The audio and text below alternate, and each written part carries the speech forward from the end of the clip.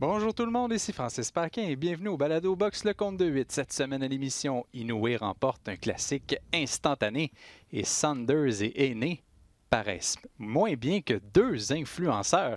Et c'est avec bonheur que je retrouve mon YouTuber préféré, Adrien Meur. Salut Francis. Adrien, il y avait de la boxe jeudi matin. Ouais. Au réveil, la finale du tournoi des coqs de la Super Série mondiale de boxe mettait aux prises Naoya Inoue contre Nonito Donaire. On disait que le tournoi avait été créé sur mesure pour faire d'Inoue une grande vedette mondiale. Il affrontait un Donaire 36 ans qu'on disait sur une pente descendante, mais Donaire reste un boxeur d'exception. Ouais. Son passé l'avait prouvé avec des victoires significatives et ça a été un combat. Il a donné du fil à retordre au champion japonais qui l'a emporté par décision unanime des juges, des pointages quand même assez serrés. Et on a eu l'impression par moments qu'Inoue, un peu comme on a vu avec Lomachenko chez les poids légers, est-ce qu'il a atteint sa limite chez les poids coqs? Parce qu'il y avait plusieurs coups en puissance qui ont touché Donaire, mais ce dernier n'a jamais bronché. Ouais, je pense que c'est pas tant Inoue qui a atteint sa limite que Donaire qui lui est redescendu. C'est un gars qui avait monté de catégorie, qui était allé un peu plus haut chez les super coqs. Donc il a un physique, Donaire, il est assez grand, il a une plus grosse carrure qu'Inoue qui lui a commencé à 108 livres chez les poids pailles. Donc c'est 5 pieds 5, c'est pas un grand bonhomme. Je pense que contre des 118 livres naturels, il aura cette puissance qu'il a déjà démontré. Mais là, il faut dire que Donaire était plus gros, plus costaud que ses adversaires habituels. Et ça reste un gars qui a été champion dans plusieurs catégories. Donaire, même s'il est en fin de carrière, qu'il est un petit peu âgé, ça reste un boxeur de grande qualité. Il l'a montré encore une fois contre Inoue. Ça a été un super combat. Et on a l'habitude de voir Inoue passer à travers ses adversaires, les dominer complètement, leur passer des KO rapides. Et là, il a dû travailler pendant 12 rounds et il a montré quelque chose qu'on avait moins vu dans ses combats précédents. Inoue, c'est qu'il a montré beaucoup de cœur parce qu'il a eu une fracture de l'os orbital, une fracture du nez et ça n'a pas tant paru que ça. On a vu le sang couler, il y avait la coupure à l'œil aussi, ce même œil où il y a eu la fracture. Le nez saignait beaucoup aussi et il a quand même réussi à passer à travers ça. Ça l'a pas trop affecté alors que d'autres boxeurs qui n'ont pas l'habitude d'être dans ces situations-là auraient pu peut-être un petit peu plus paniquer, être un peu plus dérangés par ces Oui, parce par qu'on ces l'a vu dans le blessures. passé, des boxeurs qui sont habitués à remporter leur combat très, très rapidement au premier ou deuxième round.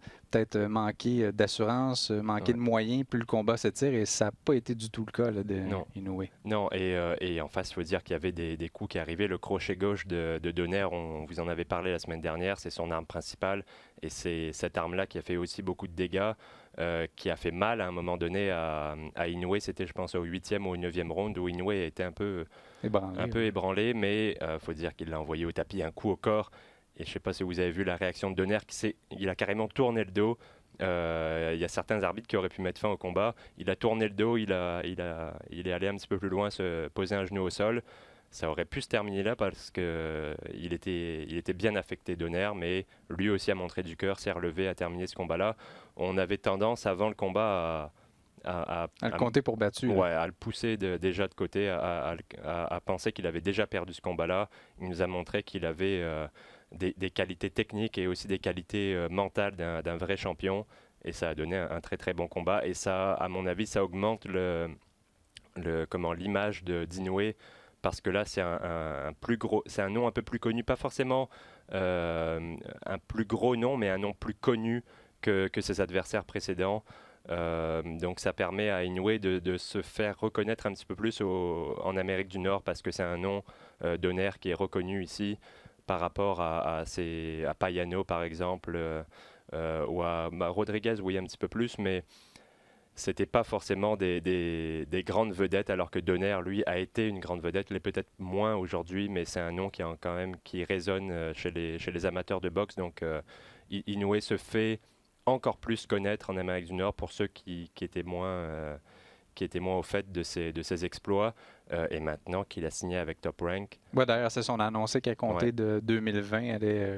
Il y a une entente de copromotion, là, comme un peu ce que Ryota Murata, le champion chez les poids moyens, a fait. Donc, va venir se battre aux États-Unis. Ouais. Naturellement, la gravité de ses blessures font en sorte que ça va arriver dans le fond plus tard que tôt. Ouais. On va lui laisser le temps de se soigner convenablement, mais j'ai l'impression qu'on va vraiment mettre toute la machine derrière lui pour en faire là, une très, très grande vedette là, sur la scène internationale. Et il a toutes les qualités pour l'être, pour remplir ces promesses-là. Donc j'ai bien hâte de voir les plans de Top Rank, mais c'est certain qu'on va voir des galas au Japon parce qu'entre Murata et Inoue, ça fait 2 gars qui peuvent remplir des salles de...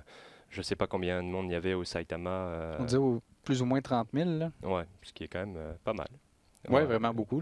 N'importe quel promoteur va saliver devant des chiffres comme ça. Donc, forcément, on va emmener des galas de grande qualité là-bas. On disait que les codes d'écoute dans la région administrative de Tokyo, dont j'ai oublié le nom, c'était assez phénoménal. On parlait d'au-dessus de 9 millions de téléspectateurs. C'est une grande, grande vedette là-bas. À mon avis, encore plus que Murata. C'est vraiment le gars qui attire le plus les regards en boxe anglaise au Japon. Et on a pu voir son petit frère en demi-finale. Donc c'est vraiment, il y a tout un following derrière lui. En tout cas, sa réaction valait de l'or quand on a annoncé le vainqueur parce qu'on comprend qu'il ne maîtrise pas l'anglais. Et l'arbitre lui a donné un petit coup sur la main pour lui dire hey, c'est toi qui l'as emporté. Et c'était comme en décalage, un peu comme un bon coup au foie. Ouais. Ça a pris quelques secondes avant qu'il réalise que c'est lui qui l'avait emporté parce que je l'ai à portée de main. Les pointages, là, il y avait des 116, 111, 117, 109, mais surtout un 114, 113 qui représente bien l'allure du combat. Oui, c'est un combat plus serré que le 117, 111 à mon avis. Et il y a eu des bons échanges des deux côtés, mais on a pu voir qu'au fur et à mesure, Donner était peut-être un petit peu plus à l'aise, plus le combat avançait. Inoue, c'est normal, il ne se rend pas souvent aussi loin dans un combat. Mais il y a quand même, dans les 2 derniers rounds, il a bien réagi, il est bien revenu, Inoue. Donc ça a été vraiment des bons moments des deux côtés. Écoute, un autre très bon combat qu'on a eu dans les dernières semaines, peut-être pas au niveau des... Je dirais pas que c'est pas au même niveau, peut-être un petit peu moins excitant que d'autres combats qu'on a vus comme celui de Beterbiev par exemple, mais un combat où il y a eu beaucoup d'action et on a pu voir les qualités des 2 boxeurs. Oui, c'était un style classique. Je pense que c'est l'entraîneur Stéphane Larouche qui le mentionnait là, sur Twitter. Il disait que c'était un bon vieux combat classique qui respectait bien le livre de la boxe. C'est vrai, c'est... Ouais. Techniquement, c'était de très haut niveau. C'était vraiment agréable à regarder là, ces 2 boxeurs qui très portés sur l'attaque naturellement. Voilà, il n'y a pas eu d'observation pendant 1 minute où il n'y a pas de coup lancé. Il y a eu vraiment énormément d'actions. C'est ce qu'on a d'habitude chez les 118 livres, mais là, il faut que les deux boxeurs soient dans le même état d'esprit. C'était le cas jeudi dernier, donc on a eu droit à un excellent combat et je pense qu'on va en voir beaucoup d'autres de la part d'Inoue parce qu'il est encore jeune, 26 ans. Et on connaît ses qualités. Il peut encore peut-être monter de catégorie. Je pense qu'on pourra le voir à 122 livres. À mon avis, il ne pourra pas monter beaucoup plus que ça parce qu'il n'a pas la carrure pour ajouter des muscles par-dessus. Donc 122, ça serait à mon avis la limite. Tu mentionnais un peu plus tôt son petit frère Takuma Inoue qui lui affrontait le Français d'origine marocaine Nordine Oubaali. C'est un combat pour le titre des poids coqs, mais du côté du WBC. Et le Franco-Marocain qui l'a emporté par décision unanime, des pointages quand même assez larges, mais différents. On a du 120, 107, 117, 110, mais aussi 115, 112. Ouais. Et naturellement, les 2 boxeurs évoluent dans la même catégorie de poids. Donc déjà, on pense à la possibilité d'un combat entre les 2 boxeurs. Oui, j'allais dire combat revanche, mais c'est la revanche du frère, parce que c'est Naoya à la ceinture WBC de super champion, il me semble, ou en tout cas, si je ne me trompe pas, il a un titre... Oui, c'était ceinture, on ne le sait plus, avec le WBC. De diamant. Je pense que c'était ça, diamant, là, mais... Okay. Bon, peu importe, en tout cas, la porte est ouverte pour que Naoya tente de venger son frère contre Oubaali. Ça serait d'ailleurs un excellent combat. Ça serait à mon avis le combat à faire parce que Oubaali a montré qu'il était prêt à aller au Japon, à se déplacer là-bas. Il a été mis en demi-finale, c'est pas pour rien. Oui, il y avait le frère Takuma Inoue en face, mais c'était aussi pour montrer Oubaali, pour préparer, si tu veux, un combat entre Oubaali et Naoya Inoue. Donc j'aimerais voir ce combat. Ça serait très intriguant. Là, le frère de Naoya, Takuma, est peut-être un peu moins talentueux. Il est plus jeune aussi, 23 ans seulement. Il a montré qu'il avait des qualités de boxeur, des mains très très rapides, un peu comme son frère. Mais contrairement à son frère, il n'a pas la puissance pour se faire respecter. Donc même s'il a atteint la cible en début de combat de manière assez sèche, c'était pas assez puissant pour faire reculer Oubaali, pour le faire réfléchir, le faire hésiter. et Oubaali a imposé sa force physique aussi, sa force de frappe. Quand il touchait la cible, l'impact était bien différent sur Inoue que l'inverse. Il a d'ailleurs envoyé Inoue au tapis, une belle gauche par-dessus. Il n'a pas pu terminer le travail, passer le KO à Inoue, mais il a dominé le reste du combat et envoyé à la fin. Dans les 30 dernières secondes, Inoue lui a fait mal avec un crochet, mais à part ça, il n'a jamais réussi à le faire réfléchir, à l'empêcher d'avancer. Et Oubaali a réussi à s'imposer. Il mérite cette victoire. C'est un gars qui est très très physique pour cette catégorie. Oubaali a juste à voir physiquement, son corps est très musclé. Donc on le voit qu'à l'intérieur, il bouscule beaucoup, il cogne dur. Mais contre Naoya Inoue, il n'aura pas l'avantage de la puissance. Il n'aura pas l'avantage, à mon avis, de la vitesse non plus. Mais c'est un gars qui a des très bons réflexes, qui en plus, sa position de gaucher peut déranger certains. Inoue a déjà battu des gauchers de haut niveau, Naoya je parle.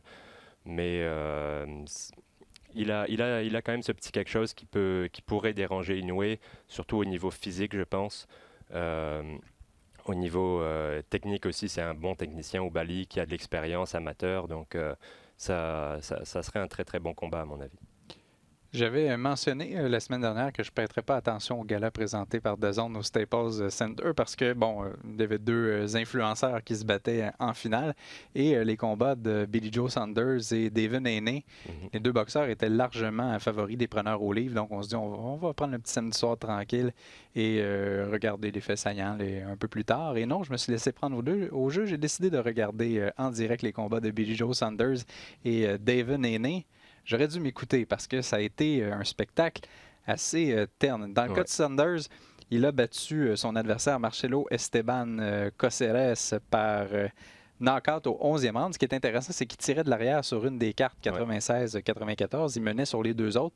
Et Saunders, c'était son premier combat disputé aux États-Unis. C'était déjà battu en Amérique à Laval contre David Lemieux.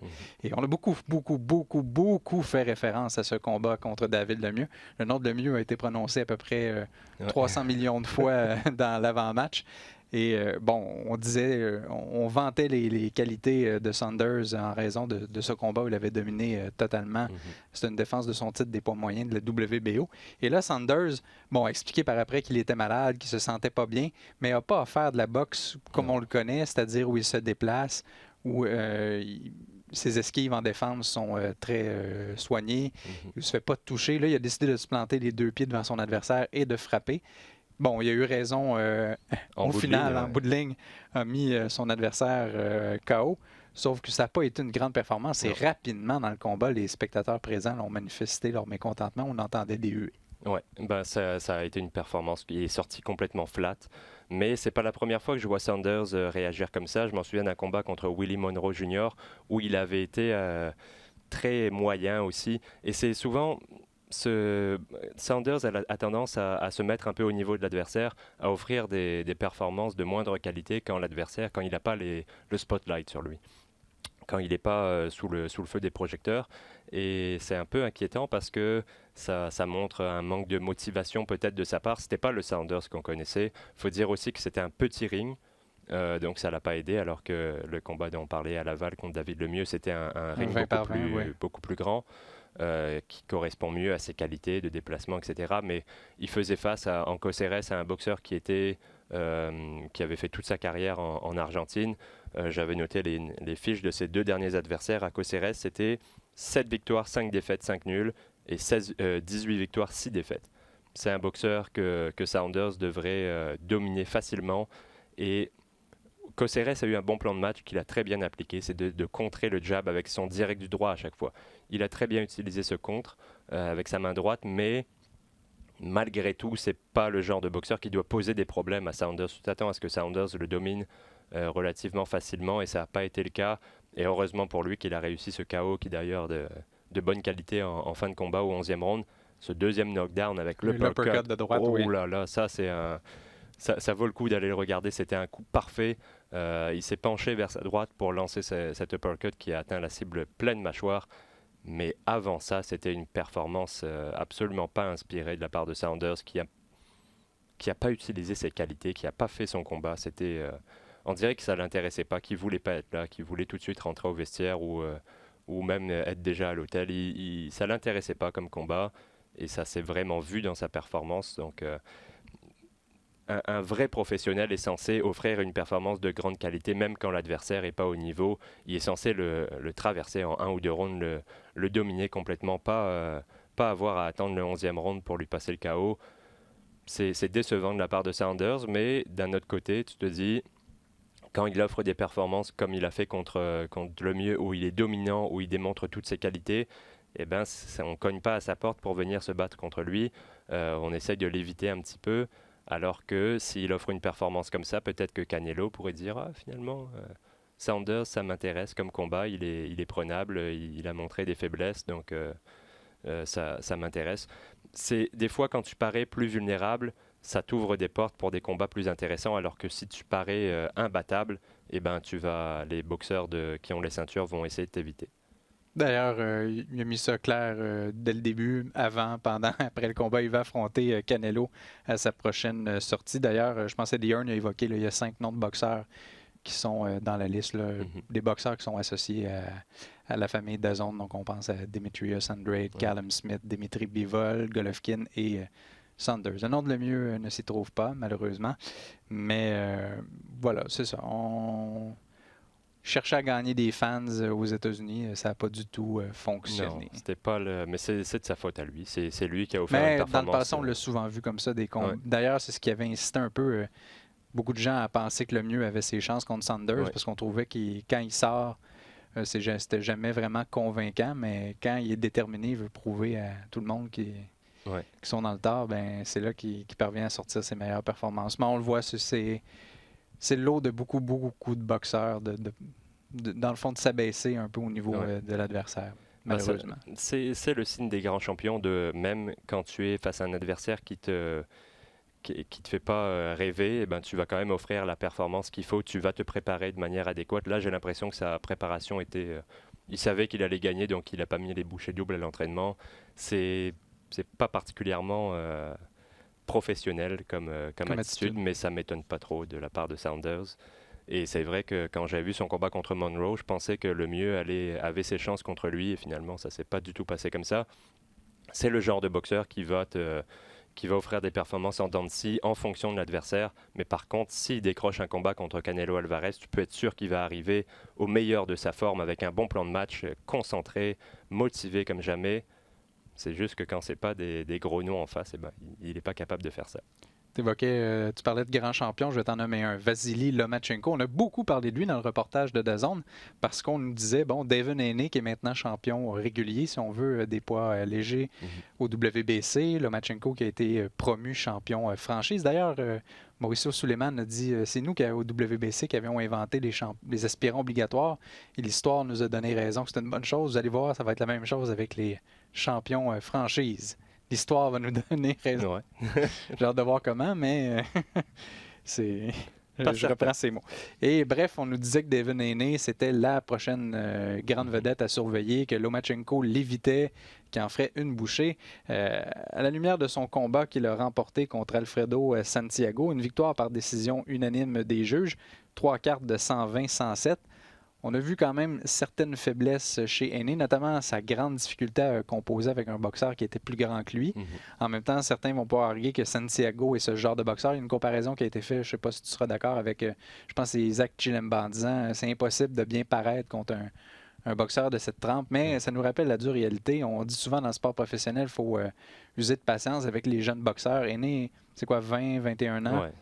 Il y a encore beaucoup de chemin à parcourir avant de pouvoir prétendre être au niveau d'un boxeur comme Lomachenko. Ouais. Et si je peux apporter un petit bémol par rapport à cette comparaison avec Chilemba, c'est que Chilemba, lui, l'a fait contre 10 boxeurs de haut niveau, alors que Santiago, lui, c'était contre Haney. On ne l'a pas vraiment vu faire ça avant.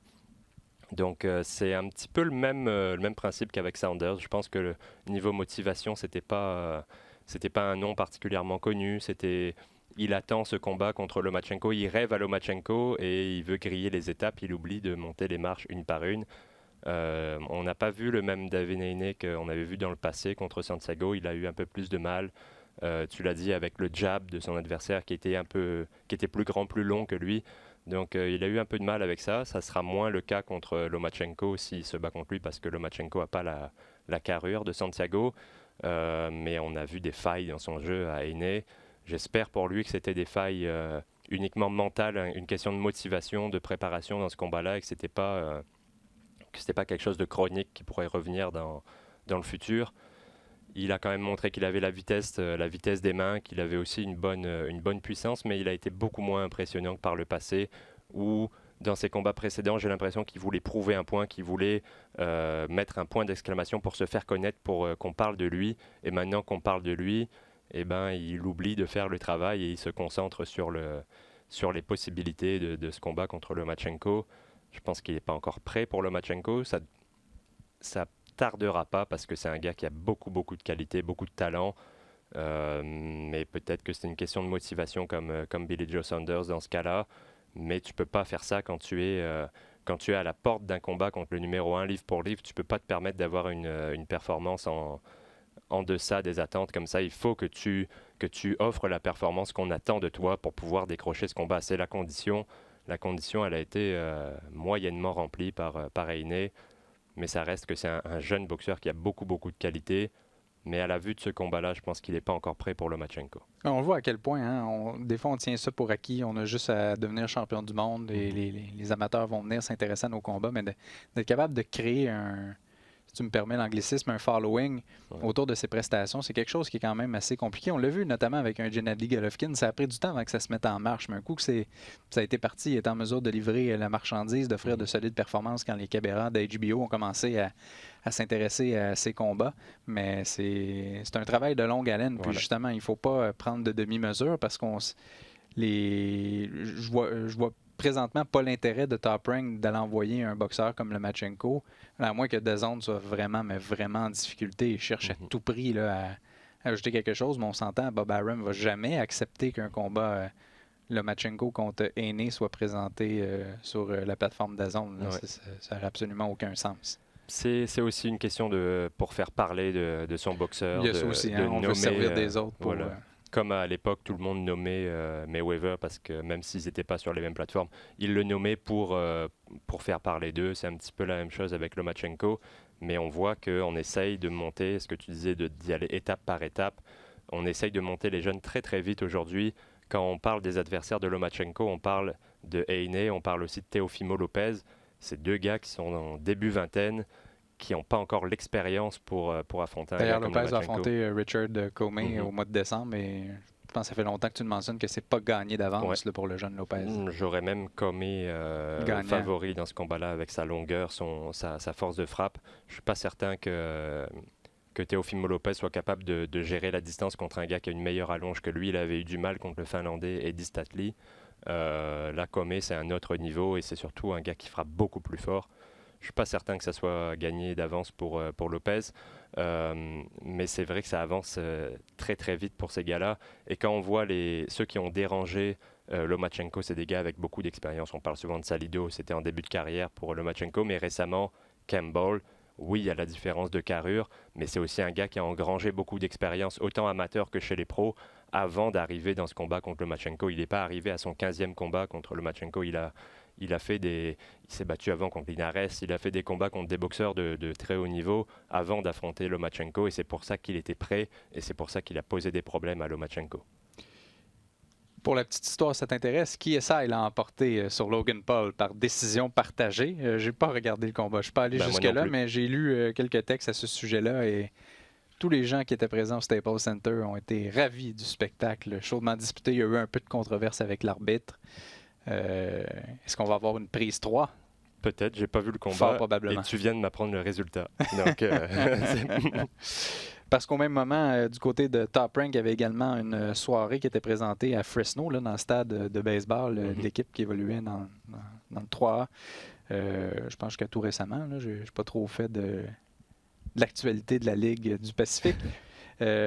Mais on surveillait de près Jamel Herring qui lui défendait son titre pour la première fois contre Lamont Roach. Ouais. Et malheureusement pour Roach, il a pris trop de temps avant de se mettre en marche et au final, ça lui a peut-être coûté la victoire parce que Herring, lui, a engrangé les rounds en début de combat, jab, jab, jab. Voilà. Intéressant, des fois, on parle où l'argent va. Est-ce qu'il va dans les poches des boxeurs, il va à l'écran? Bon, Top Rank, on ose espérer qu'il rémunère les boxeurs de façon adéquate, mais ESPN met beaucoup d'argent à l'écran. Il y avait on montrait le dernier combat d'Herring contre le japonais Ito, de voir où ses yeux étaient placés. Et ses combinaisons, on plaçait son jab pour ensuite attaquer avec sa main gauche, soit au corps et tout. André Ward a vraiment bien expliqué à quel point c'était un bon élève de la boxe, Jamel Herring. Il savait exactement ce qu'il faisait, il laissait rien au hasard. Tandis qu'à DAZN, on nous présentait la fameuse machine où on donne un coup de poing avec des influenceurs. Donc, c'était différent. C'était pas le même public cible. Donc, Ward qui a vraiment gagné ses galons comme analyste au fil des années. Entre Ward et Bradley à côté de lui, que j'aime beaucoup aussi. Les deux ensemble ont une belle dynamique en plus. Oui, vraiment une belle équipe. Et Herring, comme je le mentionnais, l'emporte par décision unanime des juges. 2 cartes de 117-111 et une autre de 115-113. Ce serait intéressant de voir la suite là, pour Herring parce qu'il y a plusieurs combats potentiels. Là, puis on veut... des combats intéressants et il semble qu'on est près du côté de Top Rank à lui offrir. Oui, et il a les qualités pour embêter tout le monde, parce que c'est un bon tacticien, un bon technicien qui a une longue portée, donc il est capable de te tenir à distance, mais quand tu entres, il est capable de te contrer aussi. Et Lamont Roach, son problème, c'est qu'il est unidimensionnel, c'est un contreur, et il n'a jamais été capable de prendre l'initiative d'avancer vers Herring. Le peu de fois où il l'a fait, il s'est fait contrer, il l'a fait un peu plus en fin de combat, mais ça lui a pris vraiment, vraiment beaucoup de temps à aller contre sa nature. Et quand il était trop tard, il a commencé. Il aurait dû commencer dès le début du combat. J'ai pas trop compris son coin.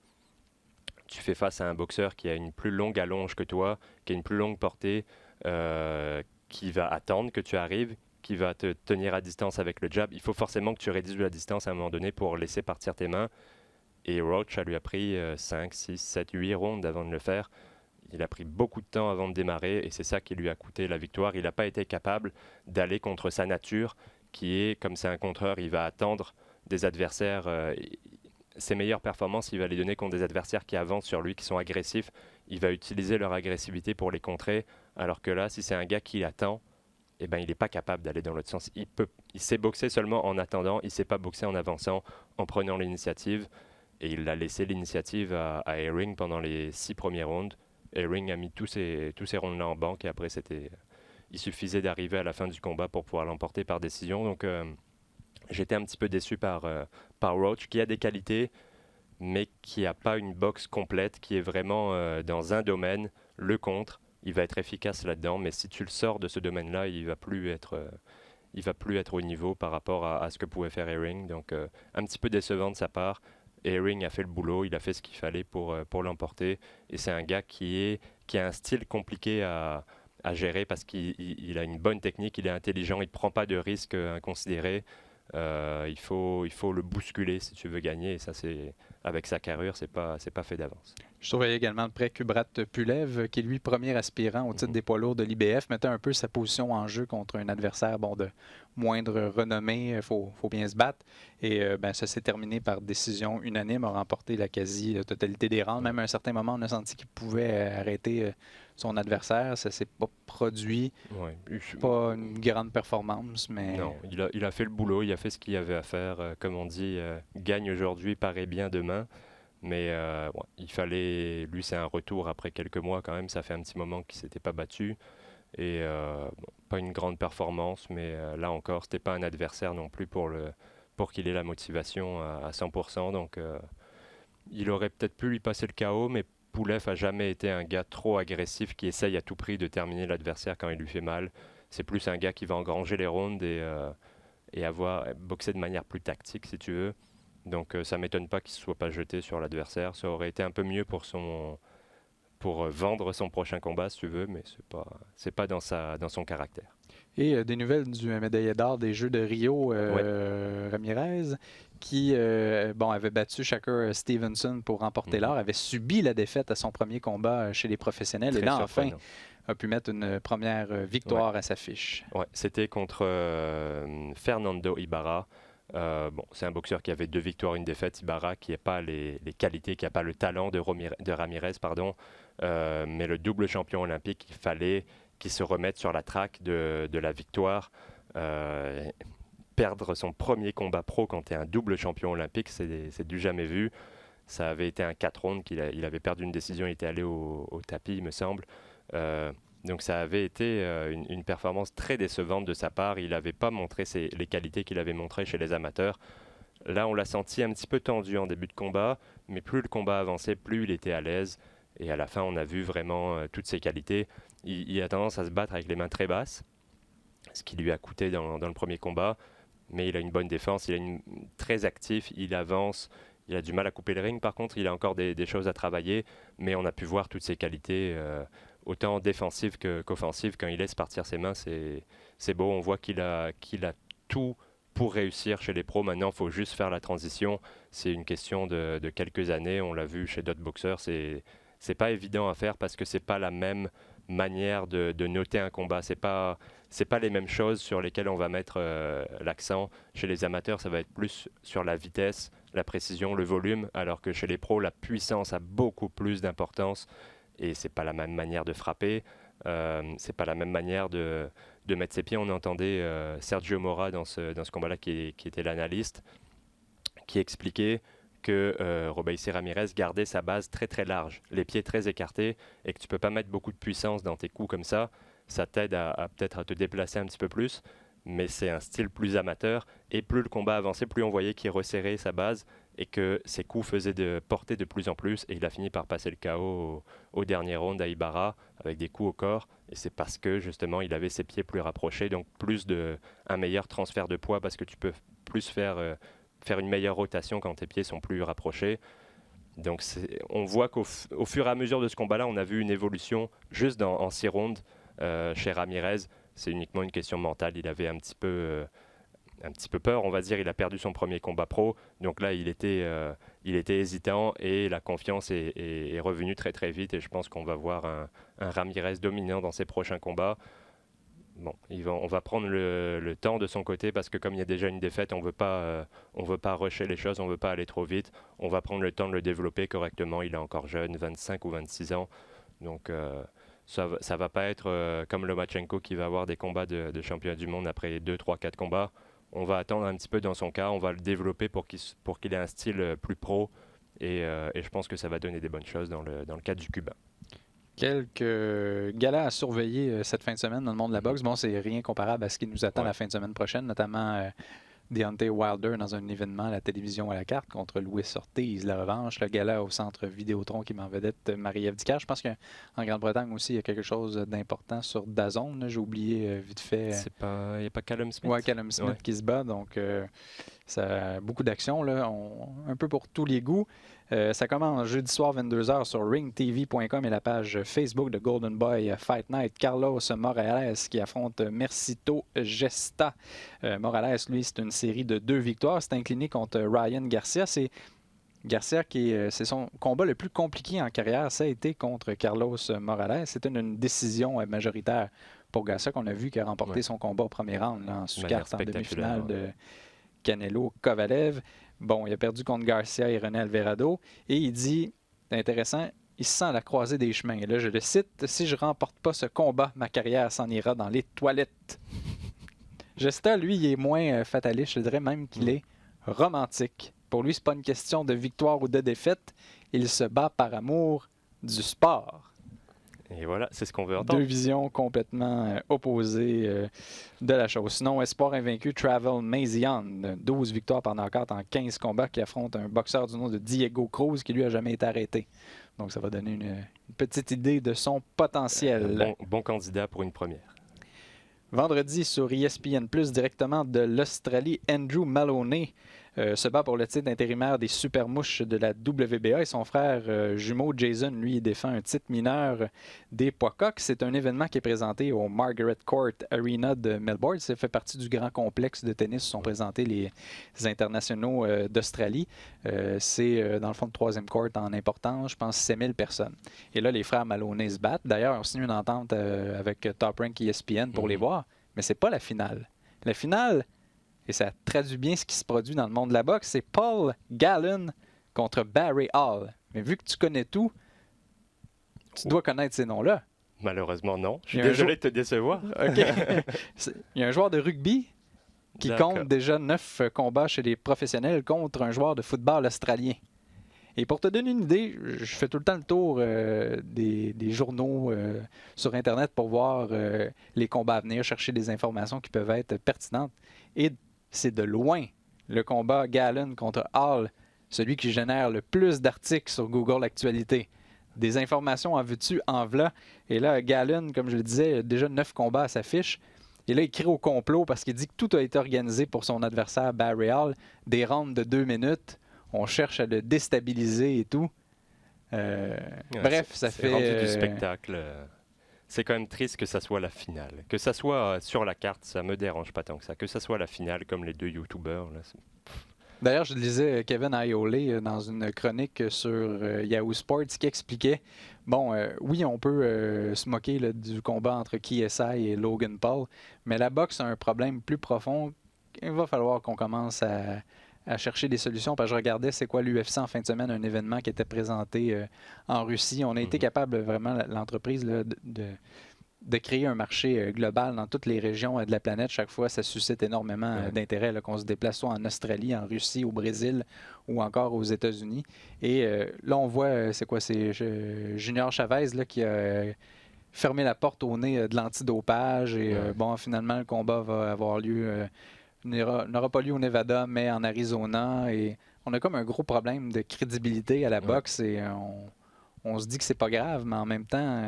sur le long terme, c'est beaucoup plus grave. C'est ça, il y a des dommages là, qu'on voit là, que l'intérêt diminue et on n'a pas le choix, là, justement. On expliquait là, pendant le combat sur DAZN, même, je pense que c'est quand Saunders a commencé à se battre, bon, c'est un gaucher contre un droitier, voici les règlements à la boxe. Les combats de championnat du monde, c'est des combats de 12 rounds. On faisait beaucoup d'éducation parce qu'on sentait qu'on avait un nouveau public et on est obligé d'aller vers ça pour susciter de l'intérêt. Je crois pas qu'à l'UFC... de l'argent aussi. Oui, c'est ça. On veut de l'argent et ça témoigne là, des difficultés que le sport peut vivre. Et on voit aussi que dans l'UFC, on a des combats. Ce qui attire les gens, c'est que c'est des combats qui sont toujours compétitifs. Ben, toujours. Pas tout le temps, mais dans la grande majorité, c'est des combattants qui sont de talent égal. Souvent, c'est qu'on les gens n'émergent pas immédiatement dans l'UFC, donc on va chercher les meilleurs talents d'un peu partout dans le monde. Bon, ben lui a été champion d'une promotion plus indépendante dans son pays, voici ce qu'il peut faire. Donc, c'est... Et on a des combats, par exemple les combats dont on a parlé, Billy Joe Saunders contre Coceres, t'as pas ce genre de combat-là dans l'UFC. C'est toujours des gars qui sont classés proches de toi. C'est souvent quand tu as 2 gars qui ont une défaite, ils vont s'affronter. 2 gars qui ont une victoire, ils vont s'affronter. C'est vraiment, on va avec la tendance. Et quand tu vas bien, tu montes les rangs au fur et à mesure jusqu'à ce que tu aies une défaite. Là, tu vas affronter un gars qui a eu une défaite aussi. Mais tu as des combats toujours très compétitifs. Quand tu regardes une carte de l'UFC, c'est toujours très dur de savoir qui va gagner. Il y a juste à aller sur des sites de paris. Je regardais pas pour ce gars-là, mais celui de la semaine d'avant. Toutes les cotes étaient entre 1,50, toujours en dessous de 1,70 à peu près, ce qui est très peu. Ça veut dire que c'est des combats très équilibrés, alors qu'à la boxe, on avait des 8 contre 1, des 10 contre 1. C'est pour ça que c'est moins populaire. Quand tu sais déjà qui va gagner avant le combat, est-ce que ça t'intéresse vraiment de le voir, alors qu'un combat de UFC, bien souvent, tu ne sais pas qui va gagner, et c'est pour ça que les gens regardent le combat, parce qu'ils veulent avoir la réponse à leurs questions. Ça se poursuit vendredi sur ESPN+, également. Rocky Fielding qui effectue son retour dans le ring. C'est dans le fond lui qui avait permis à Canelo Alvarez de devenir champion du monde des super moyens de la WBA. Il lui avait tendu sa ceinture à 2 mains. Il affronte un boxeur du nom d'Abdallah Paziwapazi, un boxeur tanzanien. Peu de nouvelles sur ce gars-là. Ça ne suscite pas beaucoup l'intérêt. On sait, là, je pense que c'est le dernier combat d'Alexander Usyk à Chicago. Il y avait un Américain en sous-carte, Anthony Sims, qui avait défié le beau Rocky pour se faire un nom. Et des gloires du passé, Martin Murray et Terry Flanagan. Sur cette carte, Murray affronte un boxeur du nom de Sladan Janin, qui a déjà affronté Sébastien Bouchard et Steven Butler. C'est pour vous dire un petit peu le calibre. C'est ce qu'on vient de dire. Tu n'auras jamais un combat comme ça dans l'UFC.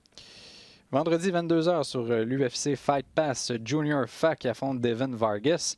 Fa, ce qui est intéressant, il a enregistré 2 victoires dans les rangs amateurs contre un certain Joseph Parker. Donc, il débarque à Salt Lake City pour un combat prévu pour 10 rounds. Il affronte un boxeur qu'on a déjà vu, plusieurs noms qu'on connaît, Kevin Johnson, Dominic Breazeale et Andy Ruiz fils, la nouvelle sensation de l'heure dans le monde de la boxe. Vendredi, 22h30 sur TSN 3, Eric Vega-Ortiz qui affronte Alberto Palmetta. Ortiz, c'est un espoir invaincu chez les mi-moyens et on dit qu'il va affronter son plus grand, va relever son plus grand défi depuis le début de sa carrière. Affronte un boxeur qui a participé au Jeux de Rio et qui s'est déjà battu contre Adrian Campos. Il avait connu quelques difficultés. On a déjà vu ce Campos à Montréal à quelques reprises. L'affiche la plus intéressante, personnellement, de la fin de semaine, samedi sur ESPN+. La diffusion vient tout juste d'être annoncée. Il y a une entente entre Top Rank et le promoteur allemand. Dominic Bosel qui affronte Sven Fornling. C'est un combat pour le titre intérimaire des poids mi-lourds de la WBA. C'est une ceinture qui appartenait à Jean Pascal avant qu'il soit promu champion régulier de cette association. Bosel, c'est quand même un boxeur. Je regardais une longue feuille de route dans le monde de la boxe professionnelle, mais c'est sa première chance pour un titre mondial. Lui a subi sa seule défaite en carrière contre Karo Murat. Ouais. Et, tu devines en mille, Fornling, lui, a battu Murat à son dernier combat. Donc, ça met la table, mais Fornling, lui, a battu Murat, mais il a aussi une défaite contre un Russe qui avait une fiche de 6 victoires, 4 défaites. Maktienko. Ouais. Je ne me suis pas engagé à prononcer son nom. Je te laisse le travail, mais ça montre un petit peu que c'est un gars qui est très prenable. Du pire. Il a battu Karo Murat, mais il a battu Karo Murat à son dernier combat. Murat, il a quoi, 38, 39 ans? Au bout du rouleau complètement. Ouais. Donc, c'est pas... Et Bosel lui avait perdu il y a 2 ou 3 ans contre Murat. Donc, c'est pas un combat qui me fait rêver. Je vais quand même le regarder parce que c'est peut-être le plus intéressant avec celui qui est en France. Mais c'est pas un combat par rapport à ce qu'on a eu ces dernières semaines. Ça change de niveau, mais on a été gâtés cet automne. Là, ça fait 1 mois ou 2 qu'on a vraiment plusieurs combats de très haut niveau, quasiment chaque semaine. Là, ça descend un petit peu, mais c'est l'hiver qui arrive, il n'y a qu'à regarder dehors. Il y a 10 cm de neige, donc faut pas s'étonner. Ça va reprendre vers un peu plus tard dans l'année. Ça va être un peu plus espacé, les gros galas. C'est un petit week-end tranquille, mais on va quand même regarder ce combat-là. Et l'autre que je vais regarder, c'est celui qui est ce week-end en France, entre Michel Serrault et Cédric Vitu. Ça va être un combat franco-français. Je pense que Serrault va l'emporter, il a un peu plus de talent, frappe un peu plus fort et ils ont un adversaire en commun, on l'a vu la semaine dernière, l'Argentin Castagno, qui est un excellent boxeur, qui avait remporté le titre intérimaire contre Michel Serrault. Ça avait été un bon combat compétitif, je me demande si ce n'était pas une décision partagée ou majoritaire, en tout cas ça avait été un combat serré. Serrault avait bien paru même dans la défaite, alors que Vitu, lui, contre le même Castagno, il a subi une véritable raclée. Ça a terminé par arrêt de l'arbitre au 12e. Je pense que si ça avait été 1 an plus tard, après tous les décès qu'il y a eu cette année dans le monde de la boxe, ça aurait été arrêté après 6 ou 7 rounds parce que c'était un véritable massacre. Il a été un punching bag pendant 12 rounds quasiment. Vitu, il a encaissé beaucoup de coups. Et je me demande à quel point il a récupéré de ce combat-là, même si ça date de l'an dernier. C'était un combat très dur physiquement. Je m'attends à ce que Serrault l'emporte. Combat à saveur locale en Grande-Bretagne, c'est un combat d'unification chez les poids coqs entre Lee McGregor et Cash Farouk, ceinture du Commonwealth et de l'Empire britannique qui sont à l'enjeu. 2 Écossais, un d'Édimbourg, un de Glasgow, donc ça ne peut que faire des flamèches. Et les journaux britanniques sont allés voir un adversaire commun, Scott Allen, et on lui a demandé qui va l'emporter. Et lui, c'est sans équivoque, c'est Cash Farouk qui va l'emporter. Parce qu'il l'a affronté 2 fois. La première fois, ça a été un combat chaudement disputé, mais la deuxième, il a dit « Écoutez, ça avait juste aucun bon sens, il m'a passé sur le corps. Il est beaucoup trop fort pour la Ligue, donc lui, il croit que Farouk va l'emporter. » Toujours une bonne indication quand tu as déjà partagé le round avec un boxeur, de savoir à quel point ses coups vont porter sur toi. J'ai tendance à suivre les gars qui ont encaissé les coups des 2 boxeurs et qui vont te dire que c'est tel ou tel qui va l'emporter. Et si vous avez encore de l'énergie sur la page Facebook de Golden Boy Fight Night samedi soir, Pablo César Cano qui affronte Roberto Ortiz. Cano, lui, revient d'une belle victoire sur Jorge Linares au mois de janvier, une victoire au premier round, si je ne m'abuse. Grosse surprise, il l'avait envoyé au tapis 3 fois. Sa puissance avait complètement anéanti Linares qui ensuite est redescendu chez les légers. Et là, il affronte un boxeur qui, lui, est sur une séquence de 3 défaites. Et Cano là, est en pleine forme. Il dit qu'il n'a jamais été aussi bien en pleine possession de ses moyens et que sa victoire ne fait aucun doute samedi. J'en doute pas moi non plus. C'est un bon puncher, Cagno, qui a beaucoup d'expérience en plus. C'est un gars qui est rude à l'intérieur, qui est rugueux. Donc il faut un boxeur en face qui soit assez physique pour pouvoir le contenir et je pense que ça ne sera pas le cas. Donc, c'est ce qui fait le tour de l'actualité pour cette semaine. Bien, comme à l'habitude, je vous invite à visiter la page rds.ca/balado-diffusion ou encore l'application RDS ou l'application iHeartRadio pour tout le contenu proposé par RDS. Donc, au nom d'Adrien Meur et du grand de la mise en onde, Tim Fournier. Ici Francis Parquin qui vous remercie d'avoir été des nôtres et qui vous dit à la prochaine. Ciao!